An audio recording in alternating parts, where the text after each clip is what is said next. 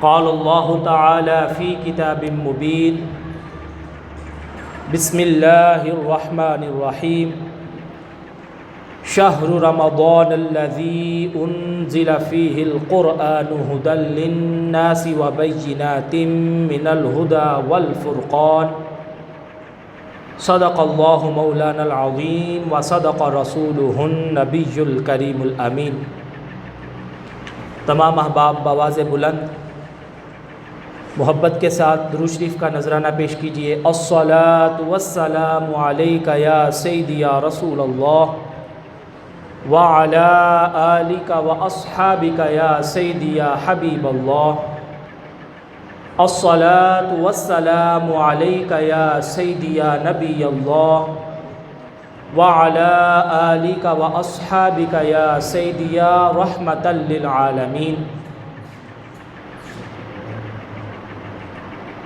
سامعین ذی وقار، اللہ رب العزت کا بے پایاں لطف و کرم اور احسان عظیم ہے کہ جس کی توفیق خاص سے اور آقا علیہ الصلوۃ والسلام کے نالین پاک کے تصدق سے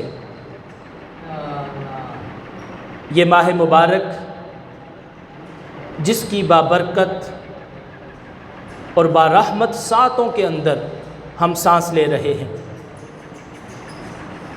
آقا علیہ الصلوۃ والسلام کے وسیلہ جلیلہ سے جس ذات نے یہ ماہ مقدس ایک دفعہ پھر ہمارے مقدر میں کیا ہے، میں اللہ رب العزت کے حضور دعا کرتا ہوں کہ اس مبارک مہینے کی ہر گھڑی ہر ساعت اس سے ہمیں بھرپور استفادہ کرنے کی توفیق عطا فرمائے، اس کی رحمتوں کو سمیٹنے کی توفیق عطا فرمائے۔ رمضان المبارک کا مہینہ کہ جس کو 3 عشروں میں تقسیم کیا جاتا ہے،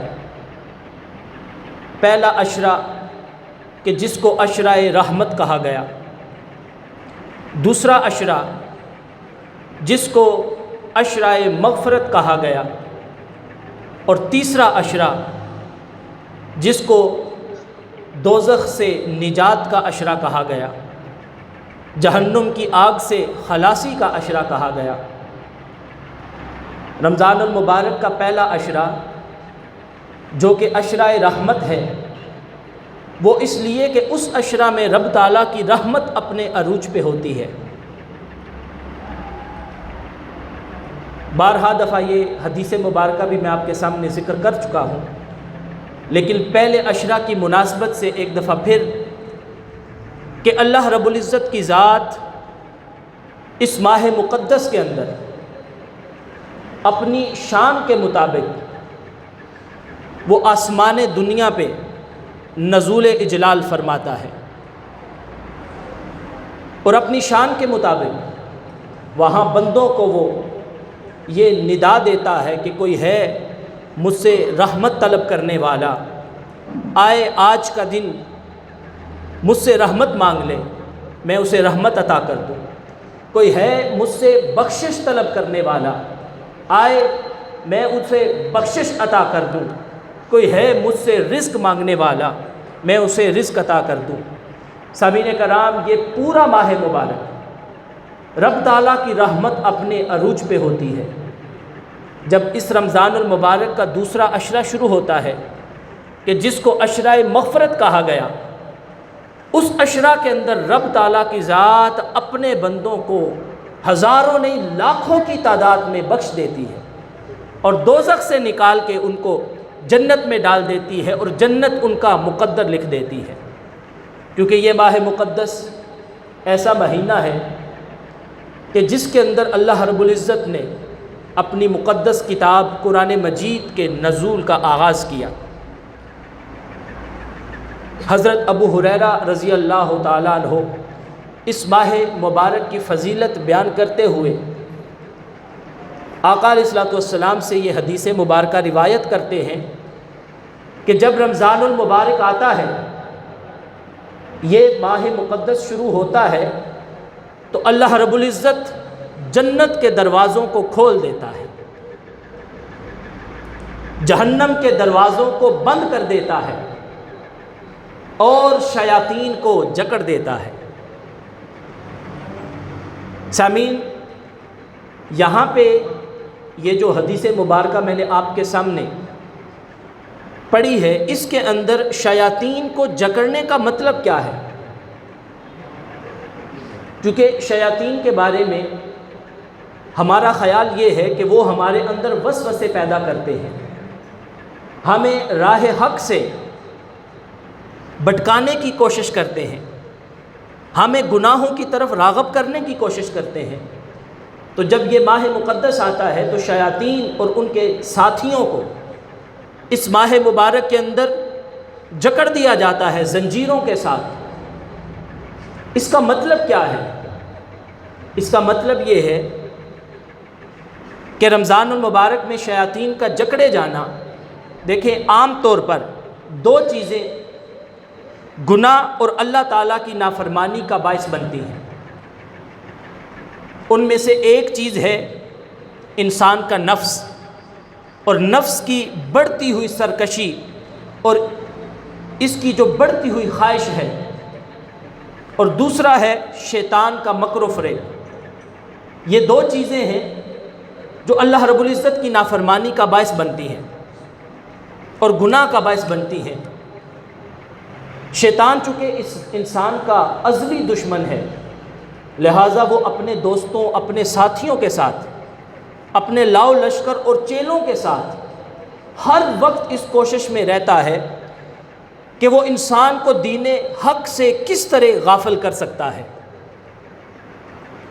وہ انسان کو دین حق سے غافل کرنے کی کوشش میں لگا رہتا ہے، وہ انسان کو راہ حق سے بھٹکانے کی کوشش میں لگا رہتا ہے، اور سارا سال وہ یہی کام کرتا ہے۔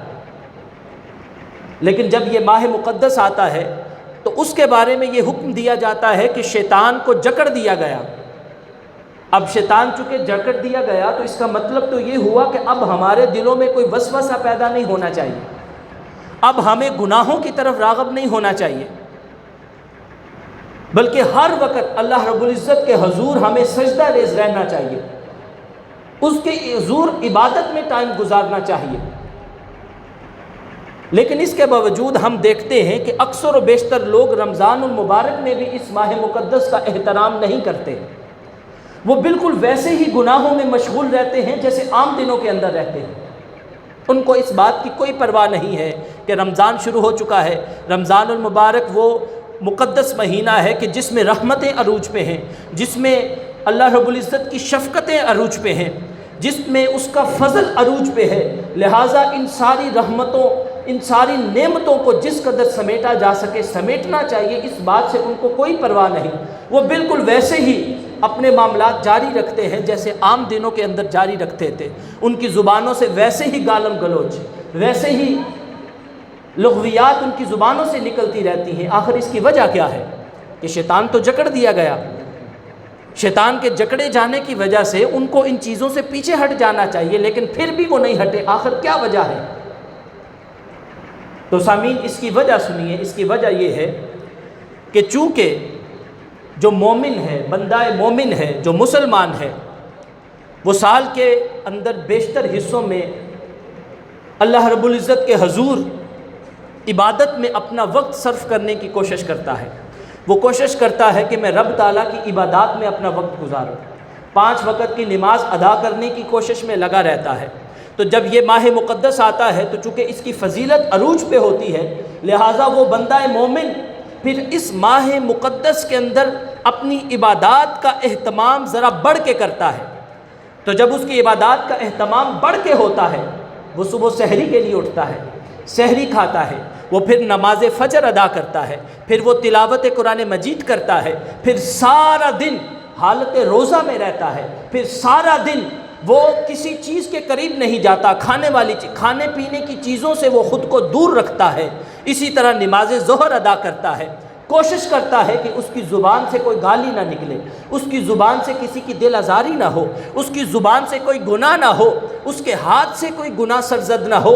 وہ حالت روزہ میں ہے، سارا دن کوشش کرتا ہے کہ اس حالت میں میں کسی برائی کے قریب نہ جاؤں، نماز ظہر ادا کرتا ہے، نماز عصر ادا کرتا ہے، پھر وہ افطار کی تیاریوں میں لگ جاتا ہے، افطار کرتا ہے، افطار کے بعد نماز مغرب ادا کرتا ہے، پھر وہ نماز عشاء تراویح کی تیاری میں لگ جاتا ہے، نماز عشاء ادا کرتا ہے اور قیام اللیل کرتا ہے، یعنی کہ نماز تراویح ادا کرتا ہے، رب کے حضور عبادت میں کھڑا ہو جاتا ہے، قیام کرتا ہے، سجدہ ریزی کرتا ہے اور عبادت میں گزارتا ہے، اور ان سارے لمحوں کے اندر وہ کوشش کرتا ہے کہ اس سے کہیں کسی قسم کی کوئی غلطی سرزد نہ ہو۔ سامعین، اب چونکہ وہ یہ سارے معاملات اس ماہ مقدس میں بڑھ چڑھ کے کرتا ہے تو یہاں پھر شیطان کا زور نہیں چلتا، یہاں پہ پھر شیطان کا بس نہیں چلتا، پھر اس کا وسوسہ اس پہ کام نہیں کرتا۔ اب اس کے برعکس وہ لوگ جو اس ماہ مقدس میں بالکل ویسے کے ویسے ہی رہتے ہیں، آخر ان کی وجہ کیا ہے؟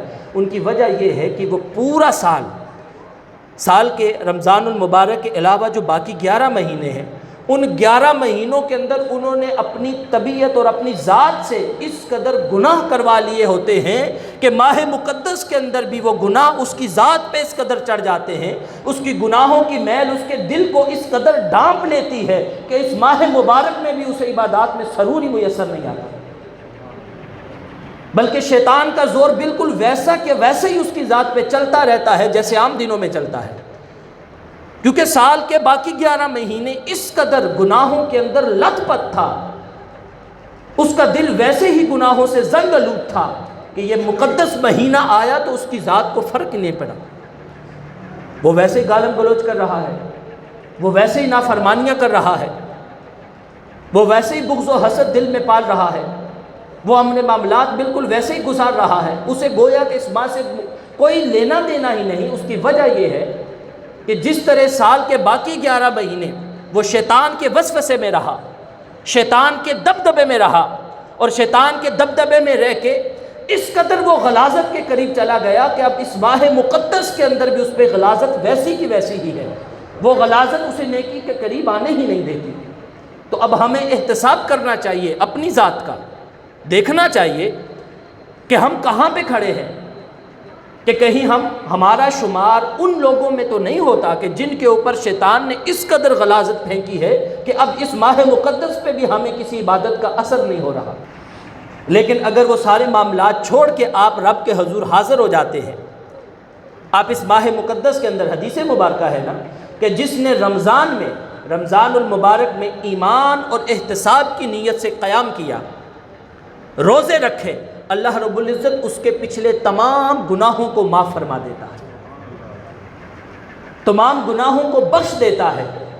اور سامعین محترم، میں آپ کو ویسے تو اس ماہ مقدس کی ایک گھڑی بڑی برکتوں والی ہے، لیکن ایک وقت ایسا بھی آتا ہے کہ جس وقت آپ جو مرضی دعا مانگے، نیک جائز حاجات اس کے حضور پیش کریں، وہ ذات کبھی رد نہیں کرتی۔ اور وہ وقت کون سا ہے؟ وہ افطار کا وقت ہے۔ افطار کے وقت میں اللہ تعالیٰ کے حضور جو بھی حاجت پیش کی جائے، جو بھی حاجت اس کے حضور پیش کی جائے، وہ کبھی بھی اس حاجت کو رد نہیں کرتا، وہ بالکل قبول فرماتا ہے۔ تو میں آپ کے سامنے یہ فلسفہ پیش کر رہا تھا کہ رمضان المبارک اتنا برکت و فضیلت والا ہوتا ہے کہ شیطان کو اس ماہ مبارک میں جکڑ دیا جاتا ہے، پھر اس کا بس نہیں چلتا اللہ کے نیک بندوں کے اوپر۔ حضرت ابو ہریرہ رضی اللہ عنہ، حضور ان سے ایک حدیث مبارکہ مروی ہے کہ آقا علیہ الصلوۃ والسلام نے فرمایا کہ جب ماہ رمضان کی پہلی رات ہوتی ہے، اب یہ دوسری حدیث ہے، الفاظ کچھ ملتے جلتے ہیں لیکن حدیث مبارکہ دوسری ہے، فرمایا کہ جب رمضان المبارک کی پہلی رات آتی ہے تو اللہ تعالیٰ شیطانوں اور سرکش جنوں کو بیڑیاں پہنا دیتا ہے، ان کو پہنا کے جکڑ دیا جاتا ہے، اور جہنم کے دروازوں کو بند کر دیا جاتا ہے، حتیٰ کہ پھر ان دروازوں کو دوبارہ کبھی نہیں کھولا جاتا۔ جنت کے دروازوں کو کھول دیا جاتا ہے اور پھر کبھی ان دروازوں کو بند نہیں کیا جاتا۔ حدیث مبارکہ کے الفاظ ہیں۔ پھر آگے فرمایا کہ ایک منادی پکارتا ہے، ندا دینے والا، آواز دینے والا، وہ ندا دیتا ہے کہ اے طالب خیر، اے خیر کی طلب کرنے والے، آگے آ کہ تجھے خیر عطا کی جائے، تجھے برکت عطا کی جائے، تجھے رب کی نعمت عطا کی جائے۔ اور ساتھ میں یہ بھی ندا دیتا ہے کہ اے شر کے متلاشی، وہیں رک جا، وہیں رک جا کہ تیرا آگے کوئی جگہ نہیں ہے، آگے تیرے لیے کوئی حصہ نہیں ہے۔ جو طالب خیر ہے صرف وہ آگے آئے اور رب کی نعمتوں سے اپنا حصہ لے جائے۔ اللہ تعالیٰ کئی لوگوں کو اس ماہ مقدس میں جہنم سے آزاد کر دیتا ہے، اور ماہ رمضان کی ہر رات وہ باری تعالیٰ یہ عمل کرتا رہتا ہے کہ جہنم سے جہنمیوں کو آزاد کر کے وہ جنت عطا کر دیتا ہے۔ اس ماہ مقدس کی ایک فضیلت یہ بھی ہے، اب یہ میں بڑی خاص بات کرنے لگا ہوں۔ تاجدار کائنات آقا علیہ الصلاۃ والسلام، ان کے توسل سے اس امت کو، یعنی امت محمدی کو صلی اللہ علیہ وآلہ وسلم، اس ماہ مقدس کے اندر اللہ رب العزت نے 5 تحفے عطا کیے ہیں۔ کتنے تحفے؟ 5 تحفے عطا کیے ہیں کہ جب یہ ماہ مبارک آتا ہے تو رب تعالیٰ امت محمدی کو 5 تحفوں سے نوازتی ہے۔ سنیے وہ 5 تحفے کون سے ہیں اور اپنا ایمان تازہ کیجیے۔ ان 5 تحفوں میں سے پہلا تحفہ یہ ہے، فرمایا کہ جب ماہ رمضان کی پہلی رات آتی ہے، رمضان المبارک کی پہلی رات آتی ہے، تو اللہ تعالیٰ اپنے بندوں کی طرف نظر التفات فرماتا ہے۔ ویسے یہ نظر التفات شب برات کے موقع پر بھی ایک حدیث میں ہے، شب قدر کے موقع پر بھی ہے، اور رمضان المبارک کے لیے یہ خاص ان تحفوں میں ذکر کیا گیا کہ رمضان المبارک کی پہلی رات اللہ تعالیٰ اپنے بندوں کی طرف نظر التفات فرماتا ہے، اور جس پہ اس ذات کی ایک دفعہ نظر پڑ گئی اس بندے کو پھر وہ کبھی عذاب نہیں دیتا۔ یہ صدقہ ہے اس ماہ مقدس کا۔ اس ذات کی ایک دفعہ جس پہ بھی توجہ خاص ہو گئی پھر اس بندے کو وہ ذات کبھی بھی عذاب نہیں دے گی۔ ویسے تو ہم ہر وقت اس کی توجہ میں رہتے ہیں، لیکن اس ماہ مبارک میں وہ خاص توجہ کرتا ہے۔ اسی طرح دوسرا انعام یہ ہے کہ جب شام کو افطار کا وقت ہوتا ہے، افطار کے وقت کو روزہ دار کے منہ سے جو بو آتی ہے، رب تعالیٰ فرماتا ہے کہ مجھے وہ بو کستوری کی خوشبو سے بھی زیادہ پسند ہے، کستوری کی خوشبو سے بھی زیادہ میں اس بو کو پسند کرتا ہوں۔ اور یہ وہ لمحہ ہے کہ جب میں کسی کی دعا رد نہیں کرتا، میرے سامنے جو بھی حاجت رکھی جاتی ہے کہ میں اس حاجت کو قبول کرتا ہوں۔ تیسرا انعام یہ ہے کہ پھر اس بندے کے لیے جو اس ماہ مبارک کے اندر قیام کرتا ہے، روزوں کا اہتمام کرتا ہے، عبادات کا اہتمام کرتا ہے، اس ماہ مقدس کے اندر تیسرا انعام یہ ہے کہ فرشتے ہر دن اور ہر رات اس بندے کی بخشش کے لیے دعا کرتے رہتے ہیں۔ یہ تیسرا انعام۔ اور چوتھا انعام، اللہ رب العزت پھر اپنی جنت کو حکم دیتا ہے کہ اے جنت میرے بندوں کے لیے خود کو مزین کر لے، میرے بندوں کے لیے خود کو سنوار لے کہ وہ ابھی دنیا کی تھکاوٹ سے تھک ہار کے میرے گھر آئیں گے اور آ کے میرے دار رحمت میں آرام کریں گے۔ اے جنت تو خود کو سنوار لے، تو خود کو مزین کر لے کہ ابھی میرے بندے دنیا کی تھکاوٹ سے تھکے ماندے یہاں میرے دار رحمت میں آئیں گے اور یہاں آ کے وہ آرام کریں گے۔ اور جو 5واں انعام ہے، بڑی خوبصورت بات ہے، حدیث کے الفاظ ہیں۔ 5واں انعام یہ ہے کہ اللہ رب العزت رمضان المبارک کی آخری رات، پہلے میں نے پہلی رات کا ذکر کیا، اب آخری رات، اللہ رب العزت رمضان المبارک کی آخری رات کو پھر اپنے تمام بندوں کو وہ بخش دیتا ہے، انہیں معاف فرما دیتا ہے، ان کی مغفرت فرما دیتا ہے۔ جب آقا علیہ الصلوۃ والسلام ممبر رسول پہ بیٹھ کے یہ بتا رہے تھے صحابہ کو، تو ایک صحابی عرض کرتے ہیں یا رسول اللہ، جب آخری بات ہوئی نا کہ اللہ تعالیٰ آخری رات تمام لوگوں کو بخش دیتا ہے، تو ایک صحابی عرض کرتے ہیں یا رسول اللہ کیا وہ رات شب قدر کی رات ہے؟ شب قدر ہے؟ کیا وہ لیلۃ القدر ہے کہ جس رات وہ ذات سب کو بخش دیتی ہے؟ تو آقا علیہ الصلوۃ والسلام نے فرمایا نہیں، وہ شب قدر نہیں ہے۔ کیا تم نہیں جانتے کہ مزدور جب مزدوری کرتا ہے تو پھر آخر پہ اس کو اس کی مزدوری دی جاتی ہے؟ تو یہ جو رب تعالیٰ کی طرف سے تمہیں بخشش مل رہی ہے، یہ بیسیکلی تمہیں رب تعالیٰ کی طرف سے تمہاری عبادات کی مزدوری دی جا رہی ہے، اور مزدوری یہ ہے کہ وہ تمہیں بخش دے گا، وہ تمہیں معاف فرما دے گا۔ سامعین، اس ماہ مقدس کے اندر جہاں ہم سارے اہتمام کرتے ہیں دوسروں کے لیے رحمت اور شفقت کا پیکر بن جانا، یہ پیغام بھی یہ ماہ مقدس ہمیں دیتا ہے۔ دوسروں کی ضرورتوں کا احساس ہم نے کرنا ہے، بالکل ویسے ہی جیسے ہم اپنا احساس کرتے ہیں۔ کیوں؟ کیونکہ ہم میں سے بہت سارے لوگ ایسے ہیں کہ جو ایسی جگہوں پہ کام کرتے ہیں، وہ ایسے دفاتر میں کام کرتے ہیں جہاں پہ اے سی لگا ہوا ہے، ایئر کنڈیشن گھروں میں رہتے ہیں، سفر کرتے ہیں تو گاڑیوں میں سفر کرتے ہیں۔ جب وہ گھر آتے ہیں تو ان کے دسترخوان مختلف قسم کے پھلوں سے چنے ہوتے ہیں، طرح طرح کے کھانے موجود ہوتے ہیں، اور وہ اس سے اپنی افطاری کا اہتمام کرتے ہیں۔ لیکن پیغام یہ ہے کہ ہر بندہ اس طرح نہیں ہوتا۔ ہو سکتا ہے کہ تمہیں اللہ رب العزت کی ذات نے اس قدر رزق وافر مقدار میں عطا کیا ہو اور تمہارا پڑوسی ساتھ والے گھر میں پانی کے گھونٹ سے روزہ افطار کر رہا ہو یا ایک کھجور کے ساتھ روزہ رکھ رہا ہو۔ لہٰذا تمہارے اوپر ضروری ہے کہ اس ماہ مقدس کے اندر تو خیال کر، اگر رب تعالیٰ نے تجھے رزق دیا ہے تو اپنے اوس پڑوس میں بھی خیال کر کہ کہیں وہ مشکل سے دو چار تو نہیں ہے، کہیں تمہارا پڑوسی ایسی حالت میں تو نہیں ہے کہ وہ اپنے بچوں کے لیے لباس نہیں خرید سکتا، وہ ان کے لیے طعام کا بندوبست نہیں کر سکتا، وہ ان کو اچھی خوراک نہیں دے سکتا۔ اگر رب تعالیٰ نے تجھے نوازا ہے تو تجھے چاہیے کہ اپنے پڑوس میں بھی خیال کرے، ان کا بھی خیال رکھے۔ اور رمضان المبارک کا یہ پیغام امت مسلمہ کے لیے ہے کہ زندگی وہی ہے جو دوسروں کے لیے جی جائے، کیونکہ رب تعالیٰ بھی وہ یہی پسند کرتا ہے، اسی بندے کے عمل کو پسند کرتا ہے جو دوسروں کے لیے آسانیاں پیدا کرنے کی کوشش کرتا ہے۔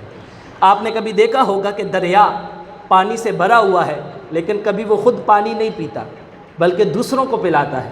ایک پھلدار درخت کبھی خود پھل نہیں کھاتا بلکہ وہ دوسروں کو فائدہ پہنچاتا ہے۔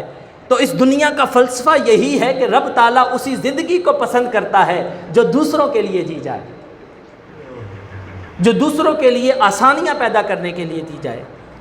اس ماہ مقدس کے اندر ہم اپنے مال میں سے زکوٰۃ نکالتے ہیں، اور زکوٰۃ سونا چاندی اپنی پیمنٹ اور مال تجارت پہ ہم نکالتے ہیں، 2.5% زکوٰۃ دیتے ہیں۔ تو کوشش کیا کریں ویسے تو 8 مصارف زکوٰۃ ہے نا، 8 مصارف زکوٰۃ میں پہلے 2 مصارف ہیں فقراء اور مساکین، پھر عاملین ہیں، پھر قرض دار ہیں، پھر قیدی ہیں، پھر مسافر ہیں، پھر ابن السبیل ہیں۔ ان سب کو ہم نے زکوٰۃ دینی ہے، لیکن یہاں پہ میں بات کروں گا فقراء اور مساکین کی کہ جن کو زکوٰۃ دینے کا حکم آیا ہے۔ اب فقراء اور مساکین میں فرق کیا ہے؟ فقراء ان لوگوں کو کہتے ہیں کہ جو تنگ دست ہوتے ہیں اور اپنی تنگ دستی کو دور کرنے کے لیے وہ دوسروں کے سامنے سوال کرتے ہیں، دوسروں کے سامنے ہاتھ پھیلاتے ہیں، ہم ان کو فقراء کہتے ہیں، وہ فقیر ہیں۔ اور مساکین کون ہیں؟ مساکین وہ لوگ ہیں کہ جن کے حالات بالکل ان ویسے فقیروں کی طرح ہی ہوتے ہیں، وہ تنگ دست ہیں، ان کے رزق کی کمی ہے، تنگ دستی ہے، لیکن وہ کبھی کسی کے سامنے ہاتھ نہیں پھیلاتے۔ وہ ہمارے معاشرے کے وہ سفید پوش لوگ ہیں کہ جو کسی کے سامنے ہاتھ پھیلانے میں اپنی عزت نفس کو مجروح ہونا سمجھتے ہیں۔ ان لوگوں تک مالی امداد پہنچانا زکوٰۃ کی، وہ آپ سے مانگنے نہیں آئیں گے۔ آپ اگر ایک محلے میں رہتے ہیں تو آپ خود نظر رکھیں کہ ان کا ذرائع آمدن کیا ہے، آپ کو پتہ چل جائے گا کہ حالات بڑے مشکل ہوں گے، خود جا کے ان کو زکوٰۃ دے کے آئیں، اور اعلانیہ مت دیں، انہیں مت کہیں کہ یہ زکوٰۃ ہے، کہیں یہ میری طرف سے تحفہ ہے، آپ قبول کریں۔ اور ہمیشہ اپنے رشتہ داروں سے شروع کریں۔ آپ جب بھی زکوٰۃ دینے لگیں یاد رکھیے زکوٰۃ دیں، فطرانہ دیں، یہ جو صدقہ واجبہ ہیں یہ واجب ہیں، زکوٰۃ، فطرانہ، فدیہ، کفارہ ادا کرنے کے لیے رقم یہ واجب ہیں، یہ ہر صورت ہم نے دینا ہوتا ہے۔ آپ جب بھی دیں یا صدقہ نوافل دیں یعنی نفلی صدقہ و خیرات، ویسے کسی کو عطیات کر دیے، ویسے کسی کو صدقہ خیرات کر دیا، تو شروع کہاں سے کرنا چاہیے؟ قرآن کہتا ہے، حدیث کہتی ہے کہ سب سے پہلے اپنے رشتہ داروں سے شروع کرو۔ دیکھو آپ کے رشتہ داروں کے اندر کوئی ایسا ہے کہ جس کو ضرورت ہے ان چیزوں کی، آپ سب سے پہلے ان کو جا کے دو۔ اصل میں ہماری طبیعت ایسی بن چکی ہے کہ ہم اپنے رشتہ داروں کو چھوڑ کے غیروں کو دینے میں زیادہ حلاوت محسوس کرتے ہیں، ہم سکون محسوس کرتے ہیں جب کسی کو دی جائے، وہ بھی صدقہ قبول ہوتا ہے، لیکن غیروں کی مدد کرنے میں ہمیں ایک خاص قسم کا مزہ آتا ہے۔ رشتہ داروں کی طرف جب ہمیں مدد کرنی پڑ جائے تو ہم خود کو روک لیتے ہیں، اس کی ایک حکمت بھی ہے۔ حکمت کیا؟ اس کی ایک وجہ ہے۔ وجہ یہ ہے کہ رشتہ داروں کو دیتے ہوئے ہم احتراز اس لیے برت رہے ہیں کہ ان رشتہ داروں کے ساتھ کبھی نہ کبھی، کہیں نہ کہیں، کسی نہ کسی موقع پہ ہمارا کچھ نہ کچھ اختلاف ضرور ہوتا ہے۔ اس نے کسی موقع پہ آپ کو کوئی ایسی بات کہہ دی ہوگی کہ جو آپ کی دل آزاری کا باعث بنے، تو آپ جب کسی کی مدد کرنے لگتے ہیں تو رشتہ داروں کے اس لیے نہیں کرتے کہ اس نے فلاں موقع پہ مجھے یہ بات کہی تھی، میں اس کی مدد نہیں کروں گا، جبکہ اسلام یہ کہتا ہے کہ سب سے افضل صدقہ وہ ہے کہ جو رشتہ داروں سے شروع کیا جائے۔ پہلے اپنے رشتہ داروں کو دو،